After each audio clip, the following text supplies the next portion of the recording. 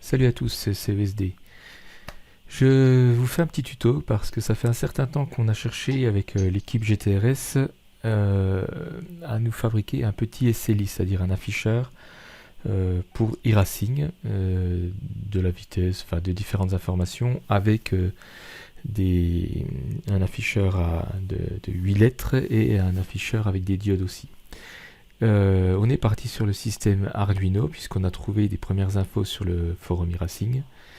Donc le Arduino Uno que vous voyez ici à l'écran, qui serait combiné et qui est combiné, on va dire, à un afficheur qui est le TM1638 qu'on va trouver facilement sur internet. On vous mettra quelques liens si nécessaire.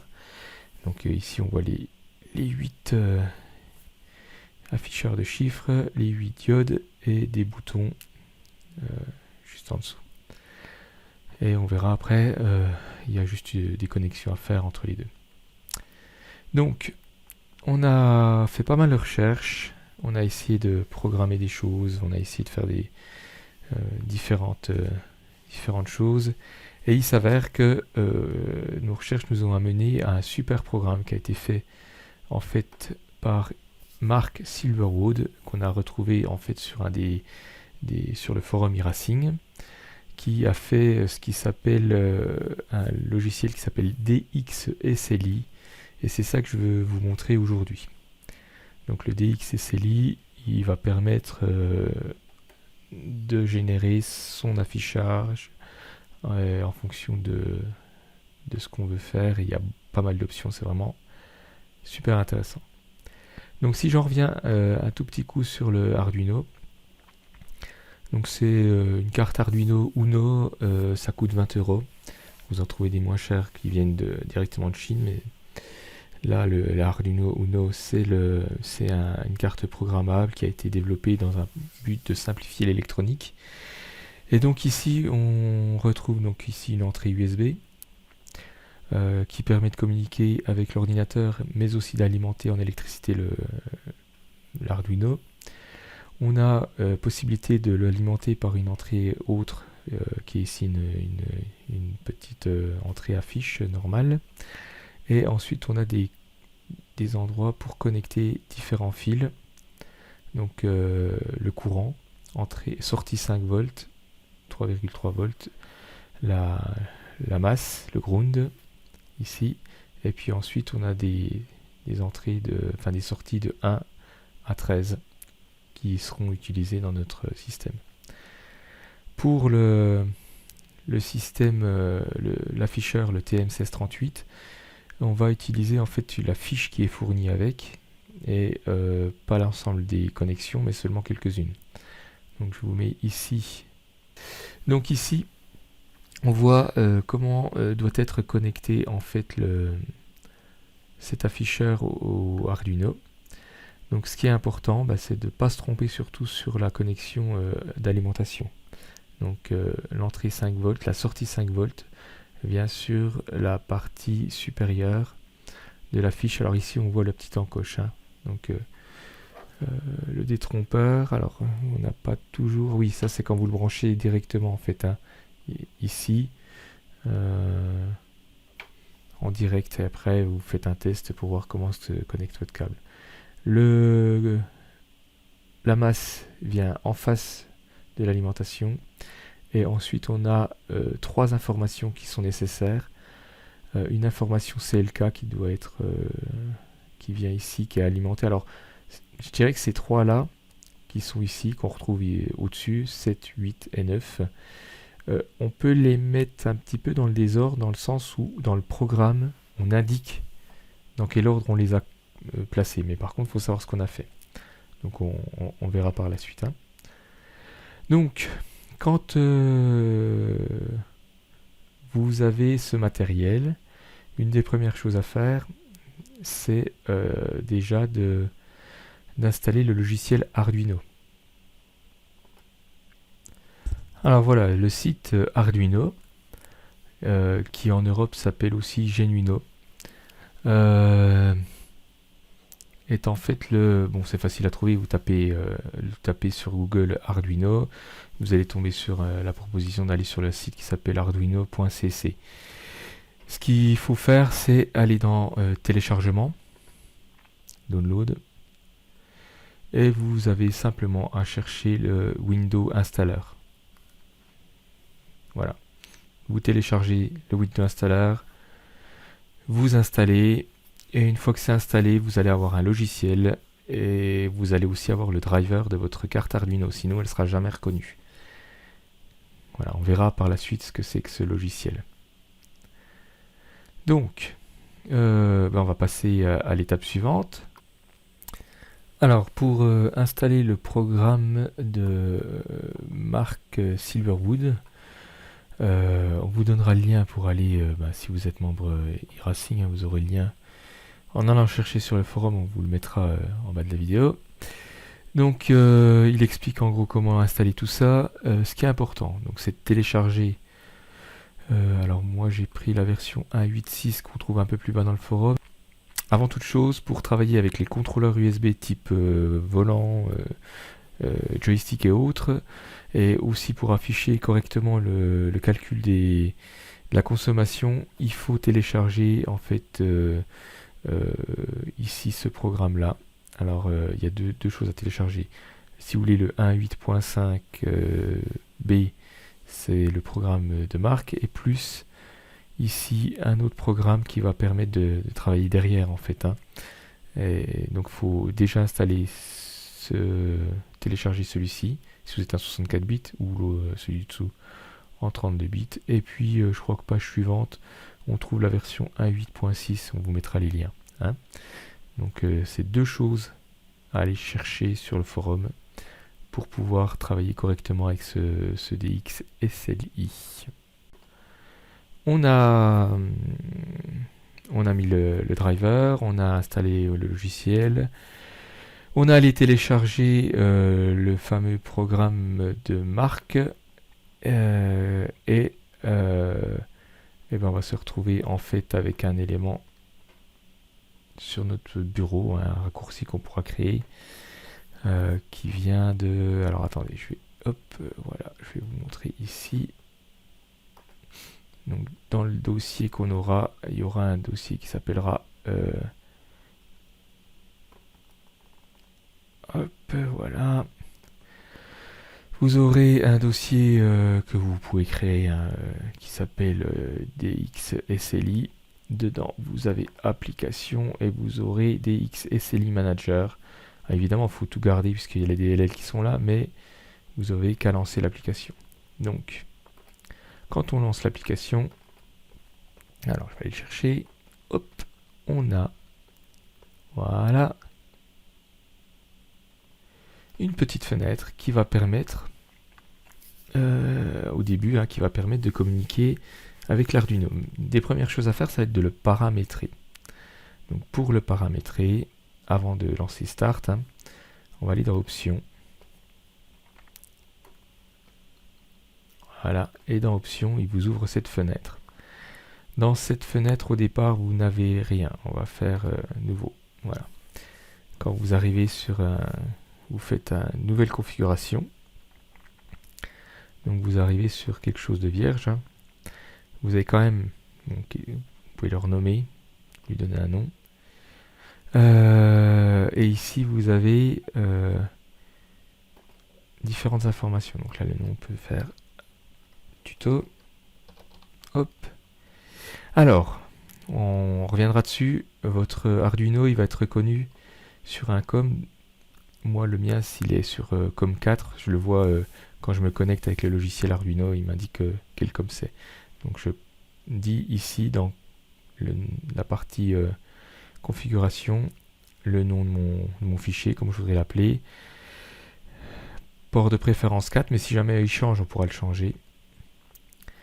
Qu'on va utiliser le DX6 SLI Display sur un module 1638, c'est celui que je vous ai montré, ou un 1640. Alors là, c'est un module où il n'y a pas les LED, il y a juste l'affichage des chiffres, mais sur 16 caractères. Et on peut aussi utiliser, alors là c'est intéressant, un contrôleur externe. Un ou plusieurs. Hein. Donc là on va mettre un. Ce qui veut dire qu'on va pouvoir, sans appuyer sur les boutons de notre petit afficheur, changer de fenêtre d'affichage grâce par exemple au bouton de saut volant. Alors, on va revenir maintenant, on est passé là, on va passer sur le TM Display. Donc TM Display c'est pour dire combien on en a. Donc on peut le développer. Hein. Donc TM Display, moi je n'ai qu'un afficheur, mais on pourrait en configurer plusieurs, jusqu'à 6. On peut régler l'intensité de 0 à 7. Alors 0 c'est pas tout éteint, c'est la plus basse, 7 étant la plus intense. Moi j'aime bien avoir une très faible intensité. Le Lap Display Time. Le Lap Display Time, c'est quand vous allez passer la ligne de départ-arrivée, une fois que vous avez bouclé un tour complet, il va vous afficher pendant un certain temps votre tour, le chronomètre de votre tour que vous venez d'effectuer. Donc vous pouvez choisir un nombre de temps, une durée d'affichage, 1, 2, 3, 4, 5 secondes. On va mettre 3 secondes par exemple. Et pareil pour Quick Info Display Time, c'est-à-dire que vous avez possibilité d'afficher en appuyant sur un bouton des infos qui vous sont pour vous intéressantes. Vous mettez un nombre de secondes et elles disparaîtront automatiquement au bout de ce nombre de secondes et il reviendra à son afficheur qui était juste avant. Alors, montrer les en-têtes, c'est-à-dire que on peut mettre des noms à chaque fenêtre qu'on va créer. On va voir après ce que c'est qu'une fenêtre. Et quand vous changez de fenêtre, il va afficher l'en-tête pendant un certain temps. Donc c'est pas mal parce que vous savez où vous en êtes. Il suffit une seconde, ça suffit, hein, vous savez. Un point super intéressant, augmenter l'intensité de l'ensemble de l'afficheur. Hein. On ne choisit pas que les diodes, mais de l'ensemble de l'afficheur. Quand vous arrivez au point où vous devez changer de vitesse, où il conseille de changer de vitesse. Donc vous avez bien les diodes qui vont monter progressivement, puis quand c'est le moment de changer de vitesse idéal, tout va devenir plus lumineux. Donc moi je l'ai mis, et je l'ai passé à 3 par exemple. On passe de 1, ici de 0 pardon, à 3 quand ça sera le bon moment. Alors ça, cette partie-là, j'ai pas trop vu ce que ça faisait au niveau du delta range, delta couleur style. C'est peut-être pour certains modules où on arrive à faire varier un petit peu les LED, mais dans mon cas en tout cas ça l'a pas fait. Display lab, delta statut message, on screen. Ah, ça, j'ai pas testé encore. Alors, ensuite, on va passer à l'unité 1. Donc, il vous demande en fait, est-ce que c'est un 1638 de base ou est-ce que c'est un 1640 ? 1640, c'est celui qui n'a pas de diode. Hein. Nombre d'écrans qu'on veut créer. Donc, on va partir, sur 3 écrans. Tac. Et alors, il replie parce qu'en fait, il redéveloppe l'unité 1 et ici, il va afficher 3 écrans. Donc, on en était là, 3 écrans. Est-ce que je veux, alors tout à l'heure j'ai dit combien de temps je voulais que ça reste affiché, maintenant est-ce que je veux l'afficher mon lap time au début fin? Donc je dis oui. Je choisis une des options qui m'est proposée. Lap time avec un delta, lap time avec que le lap time, que le delta, etc. Bon, ça vous de tester. Inverser. C'est est-ce que vous voulez que votre afficheur ait les diodes au-dessus ou les diodes en bas? Dans ce cas-là, si vous mettez les diodes au-dessus, c'est inversé, les diodes en bas, c'est normal. Donc moi, je mets inversé pour l'instant.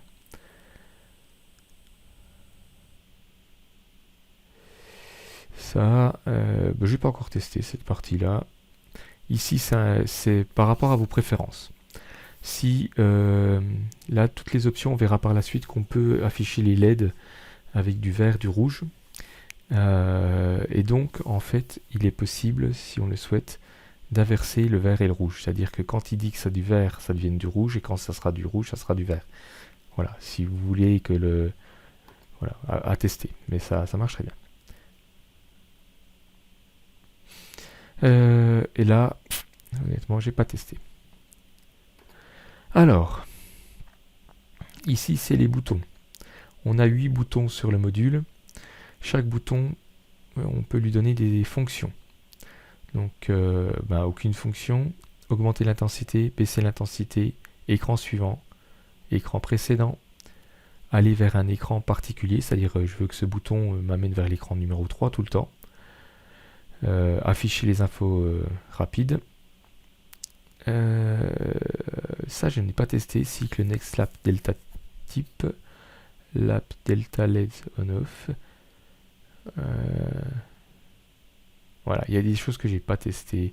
On peut, oui, aussi avoir la fonction de stopper les LED si on ne veut pas avoir l'affichage des LED. Et voilà. Bon, moi, j'ai principalement utilisé écran suivant, écran précédent, augmenter l'intensité, baisser l'intensité. On peut imaginer que le bouton suivant, on lui dit le display Quick Info. Et la Quick Info, voilà, position, voilà le genre d'infos qu'on peut afficher. Ah, c'est pas mal, il y a des choses que j'ai pas... Au lieu de changer d'écran, c'est vrai que ça peut être intéressant de, tiens, par exemple, savoir sur ce display Quick Info combien de tours il me reste en carburant. Et on pourrait dire que le display Quick Info suivant, on lui dit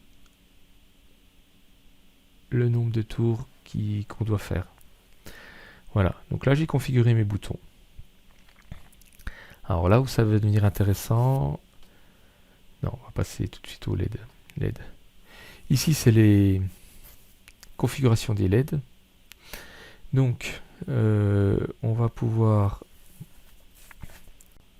donc j'en étais à configuration des LED.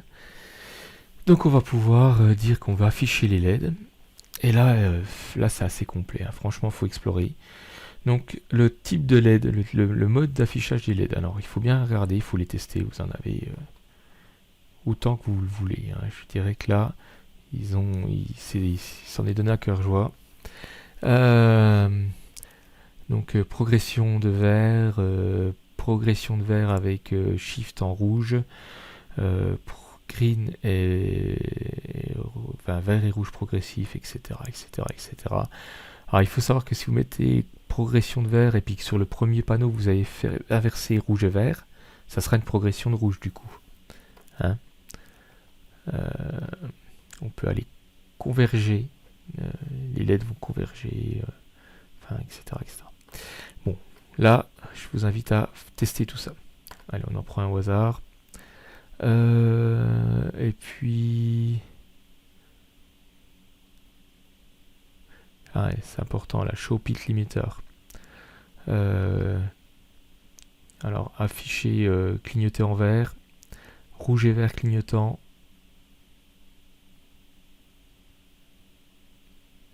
Enfin bon, j'ai pris rouge et vert, c'est pas mal parce que on peut pas se tromper avec le rupteur. On peut, voilà, c'est bien différent. Et en vitesse, une vitesse moyenne, ça va. Mais à vous de tester, de toute façon, vous verrez, le test est assez rapide à faire, hein.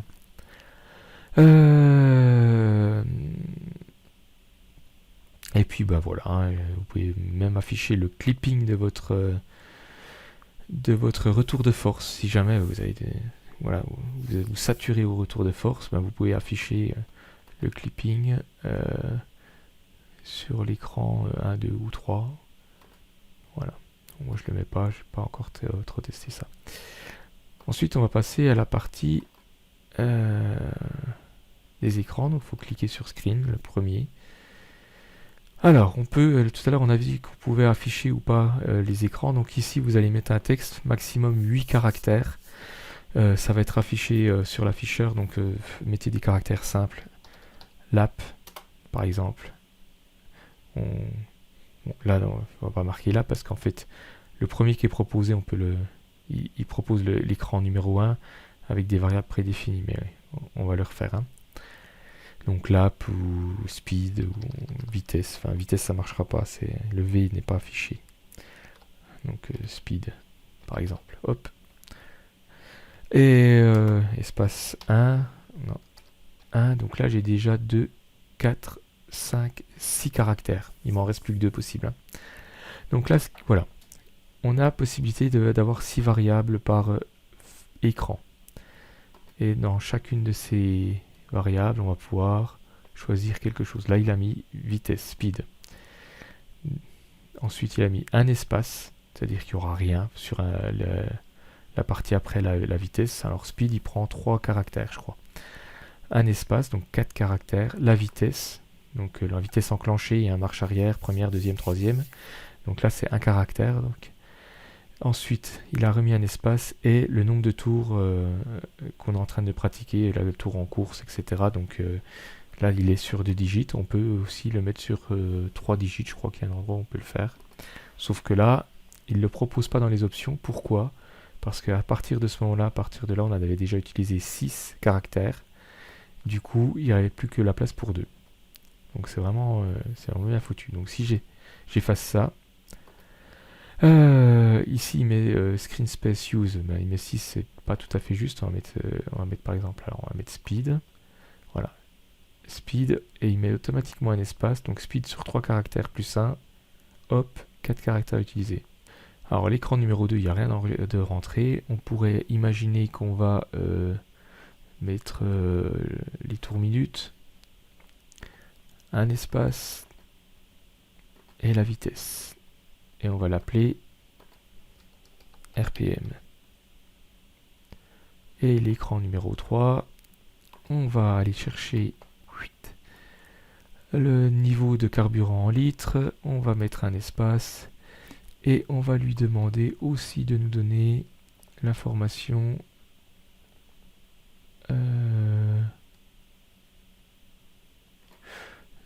la consommation par tour. Ah, c'est ça que j'ai pris. Ouais. Fuel burn rate, liter lap. Voilà. Et là, on va l'appeler. Qu'est-ce qu'on va l'appeler ? Fuel. Voilà. Donc là, on a 3 écrans. Ça veut dire que quand je vais cliquer sur le bouton, quand il va se démarrer, il va se mettre sur l'écran 1. Il va m'afficher ce que c'est. Quand je cliquerai sur le bouton 1 de mon système, il passera à l'écran suivant, puis ensuite encore à l'écran suivant, et si je veux revenir, bouton 2.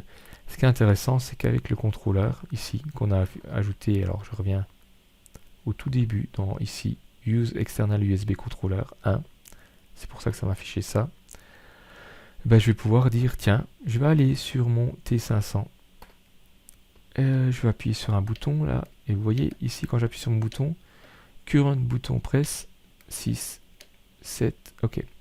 Donc, pour le 6, je vais lui dire que je veux l'écran suivant, et pour le 7, que je veux l'écran précédent. Voilà, à partir de là, Advanced Options, je ne suis pas encore allé trop explorer. Bon voilà, là on a fait une configuration. On applique et on la sauve, donc on va choisir un endroit.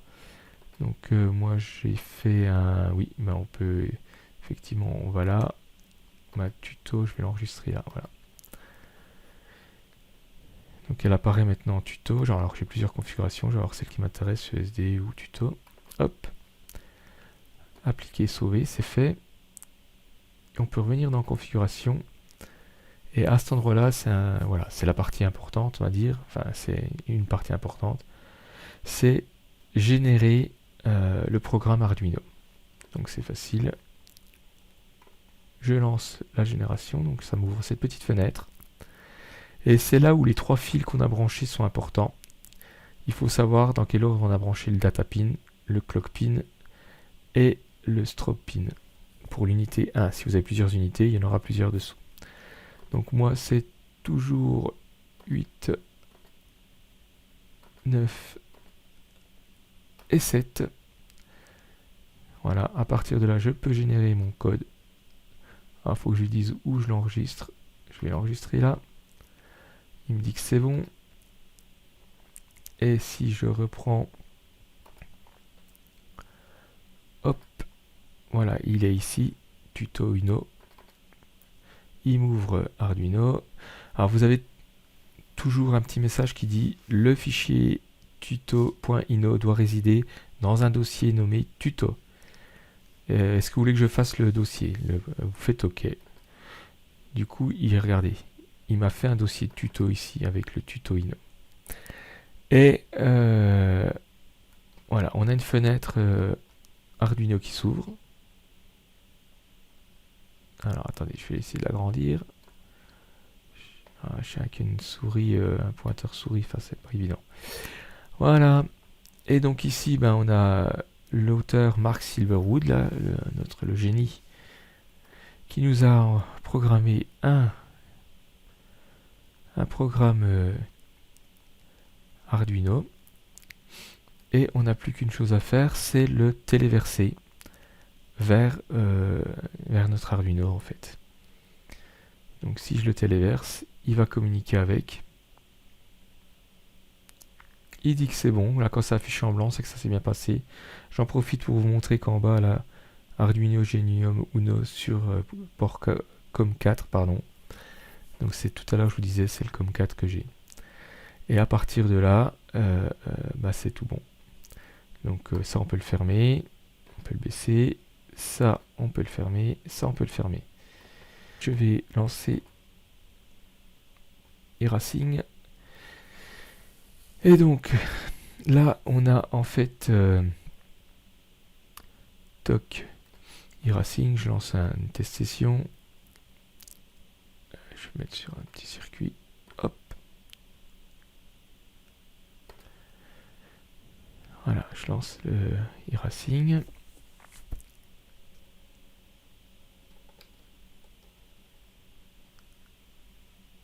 Alors, je vais essayer de... Hop. Donc voilà, eRacing est lancé derrière. Ici, je lance la communication. Alors, important, comme 1, 2, 3. Moi, c'est le 4 qui m'intéresse. Je démarre.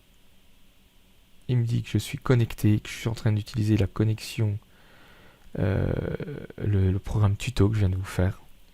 Et donc, en gros, quand je vais démarrer mon test, je vais avoir mon...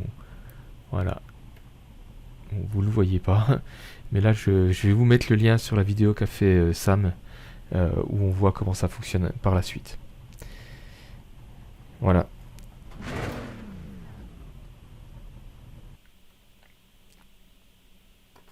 Je quitte la session. Hop.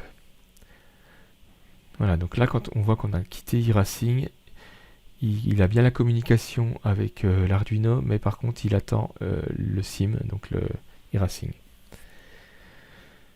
J'espère que j'ai été assez clair. Finalement, d'un micro-tuto, c'est un tuto d'une vingtaine de minutes, désolé. Bon courage, amusez-vous bien, testez tout ça, et puis amusez-vous sur eRacing.